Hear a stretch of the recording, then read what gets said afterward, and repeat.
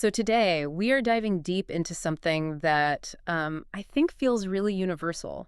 It's that ultimate identity crisis. Right. That feeling of distance between the person you think you are and the person you fundamentally are. Mm. We're going to be unpacking this amazing piece by Bronwen Logan called How Not to Be a Foreigner to Yourself. Such a great title. It is, isn't it? And our mission here is pretty simple. To look at how we spend so much of our lives just self-labeling. Oh, constantly. I'm a worrier. Exactly. Or, I'm the kind of person who always gets angry when people are late.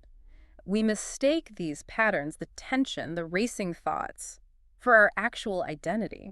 And that state, that anxious state, it starts to feel like home, just because it's what we know. Just because it's familiar? And that familiarity, it runs incredibly deep. It's fascinating how intimate we become with this default anxious version of ourselves.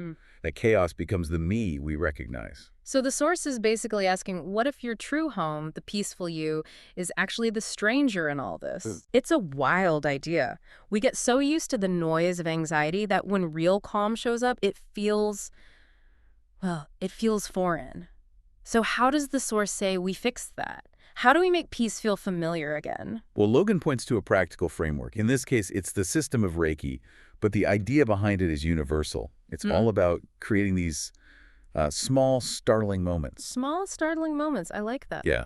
The idea is to just deliberately stop that automatic reaction cycle. So instead of a stressor hitting and you just immediately spiraling, You pause. right, awareness kicks in, as the source puts it. It creates just a tiny space where you can choose something different. Choose resolution instead of just reacting on instinct. And that tiny space, that moment of choice, sounds like it's everything. The piece even describes this emerging true self as almost unrecognizable at first. It does. A sense of calm, of ease, like meeting a stranger who has your face but completely different reactions. So how do you get there? It's not just by telling yourself to stop worrying, right? No, absolutely not. That approach, basically useless, which it is.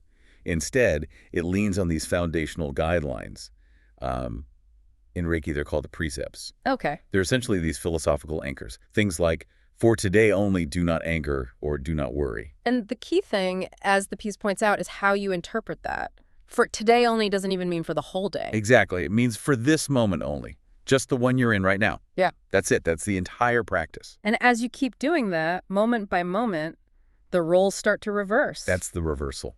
The calm, present person starts to feel familiar. That's the one you begin to recognize as you. And the old anxiety that feels like the stranger, but the material is realistic. It knows this path isn't a straight line. We all slip back into old habits. Of course. So when that happens, how do you avoid that spiral of shame, that, here I go again feeling? That's a crucial point, and the piece really highlights it. The goal is to shift that reaction from shame to compassion.